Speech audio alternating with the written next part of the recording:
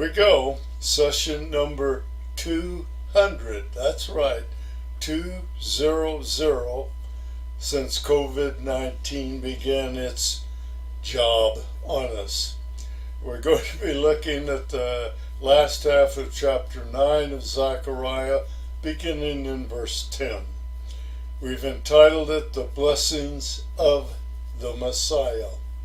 Well, last session we examined a prophetic description of what many believe was the conquest of Palestine by Alexander the Great. He started over from Greece, he went east into the northern country above Israel, down through that northern country, then through, Tyre, Sidon, then down through the Philistines area, going all the way down into Egypt. Then he went back up again towards the north. He rambled around in Palestine for a bit of time. Never touched Jerusalem. But again, many people believe that what we saw in the first 9 verses, or verse 8 in particular, was a description of what Alexander the Great was to do. And it was to be completed about BC 333, which is like 180 years or so after the prophecy that we are examining. So this was a prophecy that had a near term completion, at least a partial completion, by the work of Alexander the Great, who was evidently God's instrument in judging those nations that had been oppressing Israel, Judah in particular. It seems to have been on the coming dominance of the Greek Empire. We're going to see that issue raised again about verse 13. But while Alexander's work would have been the close in or near time fulfillment to some extent, the complete fulfillment of verses 1 through 8 await the return of Christ. We made that very clear a number of times. And again, Alexander did not touch Jerusalem, really. So let's go on from there. We ended the session with verse 9 last time, and it was a foretelling of Jesus' triumphal entry into Jerusalem on the way to his crucifixion. And for the most part, this last half of chapter 9 and also through chapter 10 speaks not of the conquest of Alexander, but on the conquest of the Messiah, Jesus our Christ. Well, let's begin. Let's start back with verse 9 in chapter 9. Rejoice greatly, O daughter of Zion. Shout, daughter of Jerusalem. See, your king comes to you, righteous and having salvation. That is, the king was to be the deliverer. The Messiah is a deliverer. Gentle and riding on a donkey, on a colt, the foal of a donkey. And we know that describes Jesus' triumphal entry. Well, let's move to verse 10. That's God speaking, I will take away, first of all, he says, the chariots from Ephraim and the war horses from Jerusalem, and the battle bow will be taken. Number 2, he will proclaim peace to the nations. And number 3, his rule will extend from sea to sea and from river to the ends of the earth. So verse 9 signals a time of celebration. At the arrival of a new king, in this case we're speaking about the end times, which would have been Jesus. And it's a celebration similar to what's called the year of Jubilee, every 50th year in Jerusalem. It was a year of release of everything and everyone back to the way things ought to have been. Jesus used that reference in Luke, where he was quoting Isaiah 61 in the synagogue, where he essentially announced his messiahship. Well, again, there were three important pieces of information. That's why I labeled them 1, 2, 3. The region, first of all, will experience an absence of wartime states. The weapons of war will be destroyed. Others will be converted to peaceful purposes. That's implied in the reference to taking away the chariots from Ephraim. The northern kingdom was known for using chariots in a time of war, and in the rest. We can see the same thing back in Isaiah.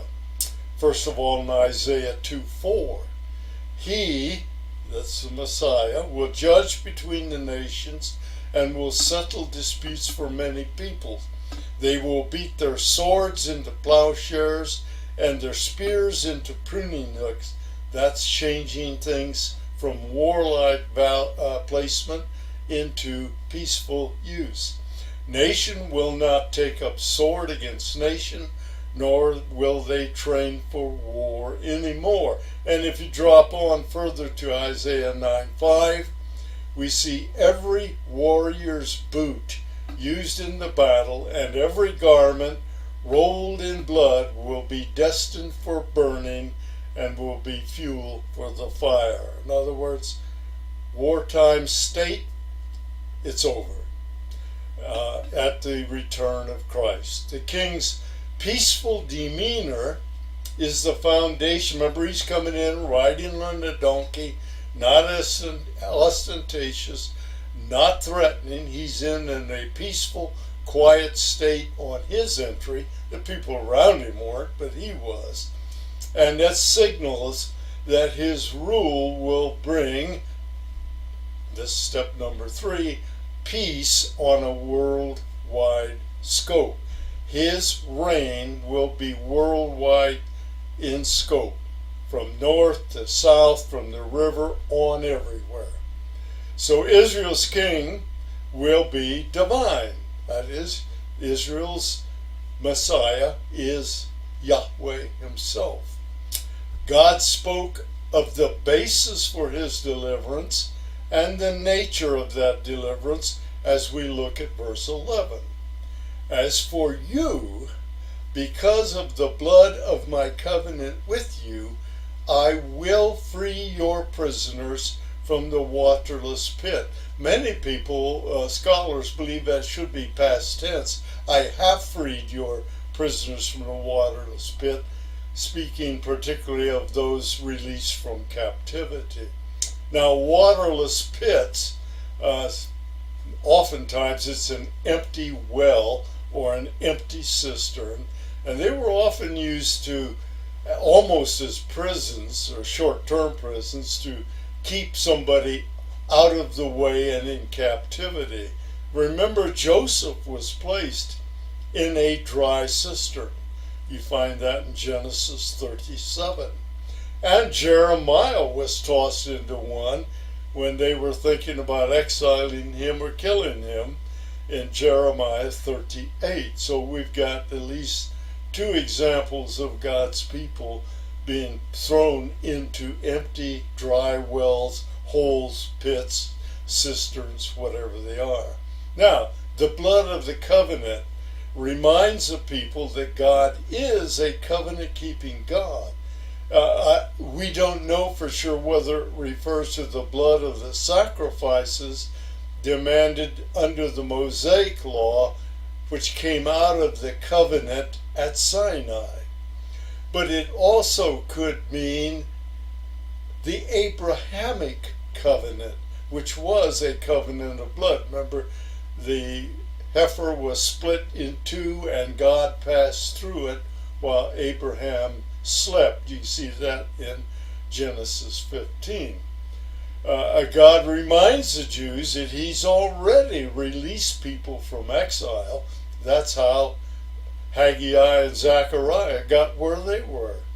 And it would make a complete, and he was going to make a complete release at some point, and that will be, of course, at Christ's return.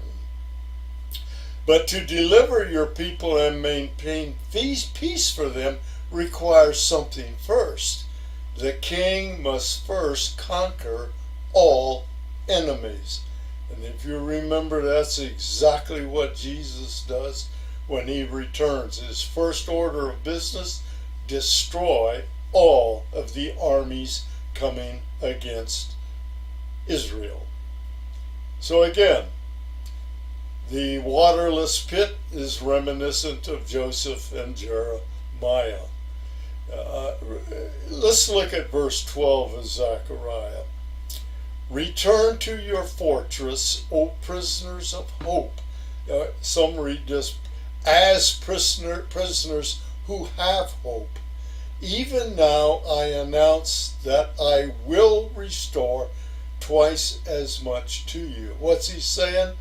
You guys who did not come out of captivity at the first call, please come now. I don't think he's saying please. He's just giving them a direct command.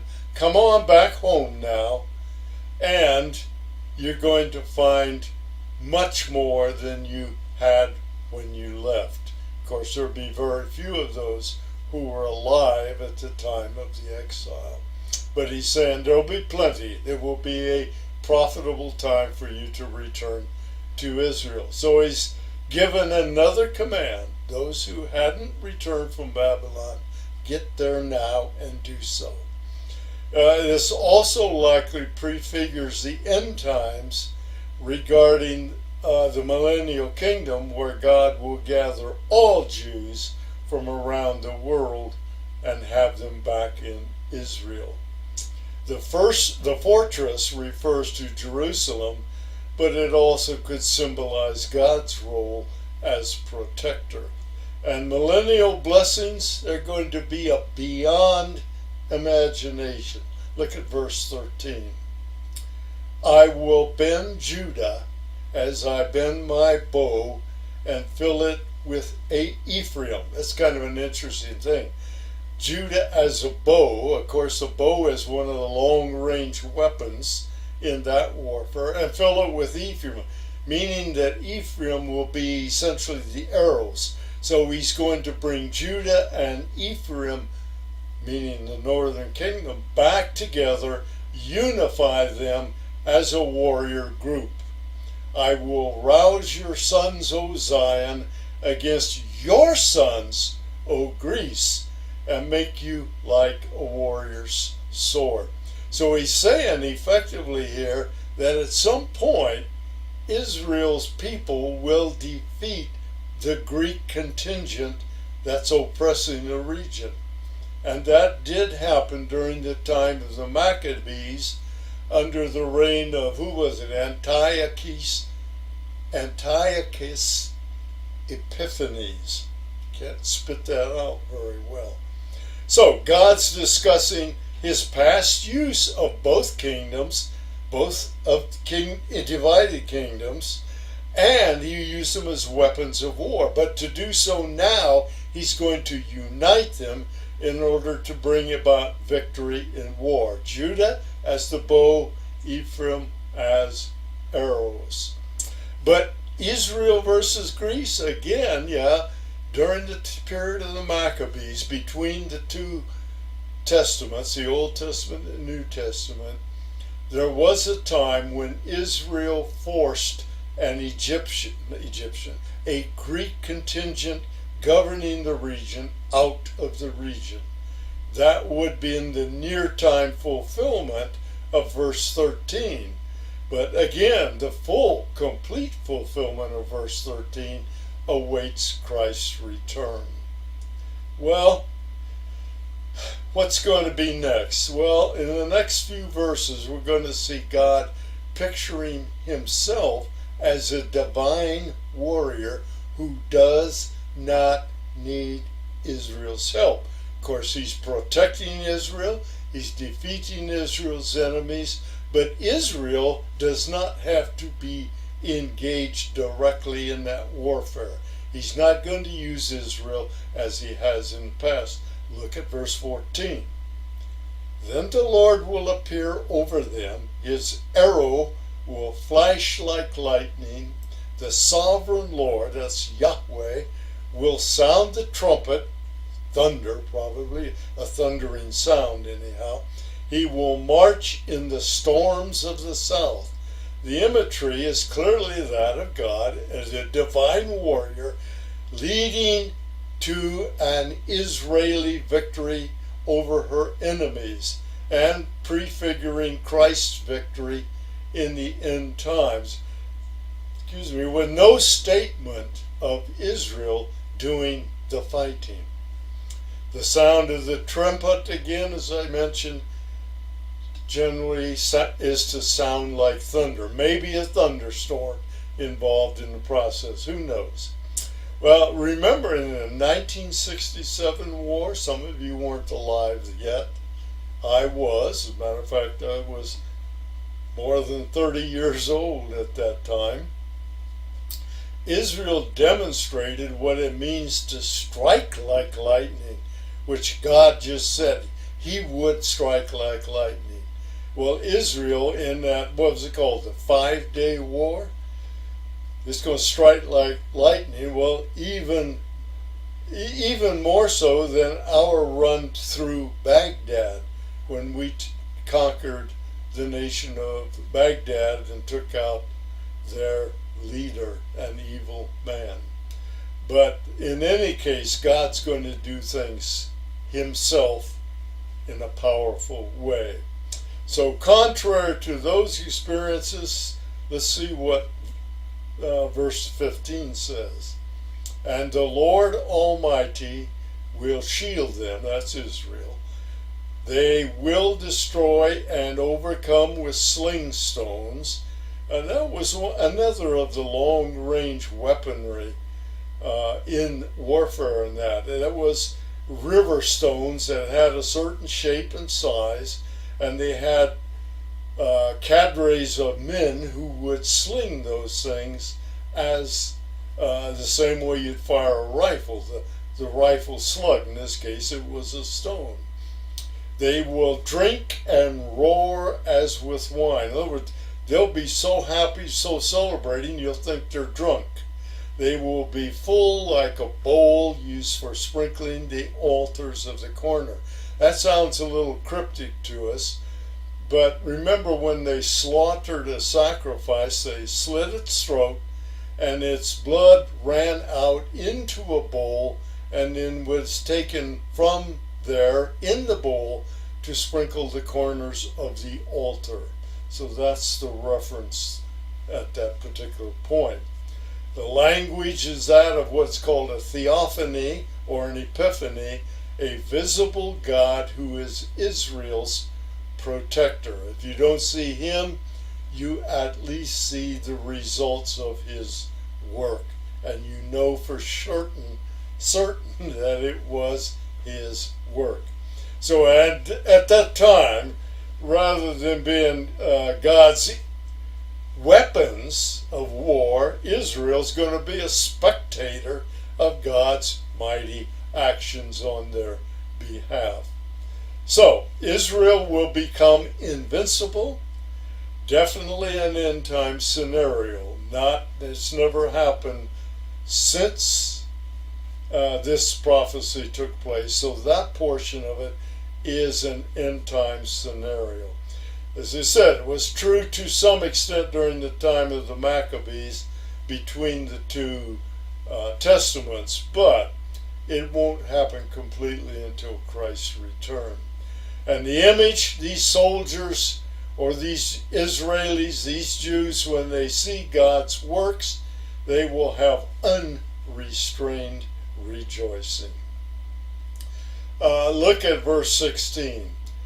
The Lord their God, Yahweh their God, will save them on that day as the flock of his people, picturing God now from warrior to shepherd. They will sparkle in his land like jewels in a crown. So again, that day is another reference to end times, a time described by Amos. Now, it's a little bit of a lengthy scripture, but let me read it to you and see if Amos doesn't describe pretty much what Zechariah is describing. I'm looking at Amos chapter 9, beginning in verse 11, reading through verse 15. In that day I will restore David's fallen tent. That's David's throne will be restored, because we know Christ will be on that throne. I will repair its broken places, restore its ruins, and build it as it used to be. Says everybody remembers the splendor of Israel during David's reign. It'll be that way again, he's saying, so that they may possess the remnant of Edom and all the nations that bear my name. So there'll be more in Jerusalem and Israel than Jews. There will be Gentiles who are God's people as well, declares the Lord, who will do these things. In other words, it's going to be an act of God again. The days are coming, declares the Lord, and he's talking now about the bounty, when the reaper will be overtaken by the plowman. You can't even harvest it fast enough to get out of the way for the plowing for the next harvest. And the planter by the one treading the grapes. It's just that the harvest takes so long because of its abundance that the next season's work has to begin before the harvesters are finished. New wine will drip from the mountains and flow from the hills. I will bring back my exiled people Israel, the regathering. They will rebuild the ruined cities and live in them. They will plant vineyards and drink their wine. They will make gardens and eat their fruit.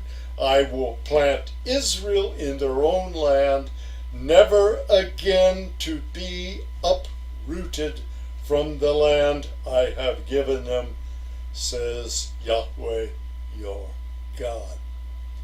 Wow, that had to warm the hearts of every Jew who heard it. So delivery is guaranteed. Israel will shine. Look at verse 17. And this is where we'll end our time this day. How attractive and beautiful they, that's the people, will be. Grain will make the young men thrive, and new wine the young women. I'm not sure why that image, but that's what he said. Everyone in Israel will be beautiful. They will thrive because of the abundance of prosperity, the plenty. God will also provide the agricultural plenty. That's just what we were speaking about. How much? Beyond anyone's imagination. What does that mean? God is worthy to be praised. Everyone praise God. And I just told you a story a minute ago, because I'm going to read chapter 10, verse 1, which is the break between the two segments, or the three segments actually, of chapters 9 and 10.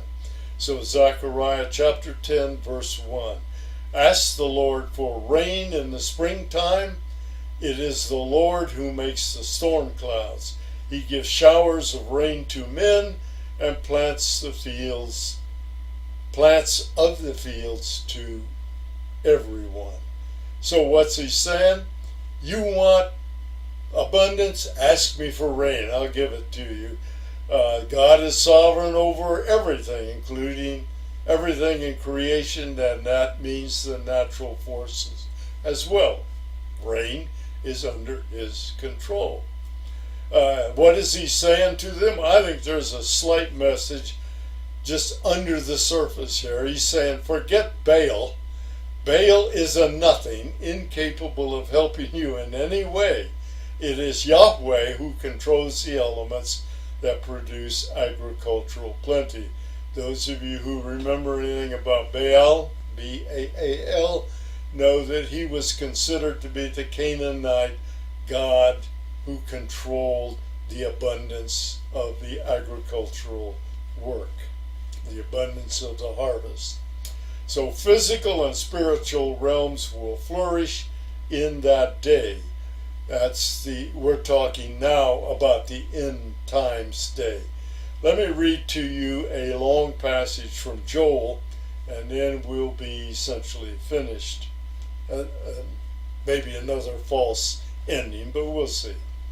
Behold, be not afraid, O land, be glad and rejoice. And this is Joel 2, beginning in verse 21. Surely the Lord has done great things. The open pastures are becoming green. The trees are bearing their fruit. The fig tree and the vine yield their riches. Be glad, O people of Zion. Rejoice in Yahweh your God, for he has given you the autumn rains in righteousness. He sends you abundant showers, both autumn and spring rains, just as before. The threshing floors will be filled with grain. The vats will overflow with new wine and oil. I will repay you for the years the locusts have eaten. This was Joel prophesying after a very bad time of drought and insects and other problems that were devastating the country. The great locust and the young locust, the other locust and the locust swarm, my great army that I sent among you. So that hard times was from God as well. You will have plenty to eat until you are full. Now he's talking about. And you will pursue the name of Yahweh your God, who has worked wonders for you. Never again will my people be shamed. Then you will know that I am in Israel, that I am the Lord your God, and that there is no other. Never again will my people be shamed. And afterward I will pour out my spirit on all people. Your sons and your daughters will prophesy. Your old men will dream dreams. Your young men will see visions.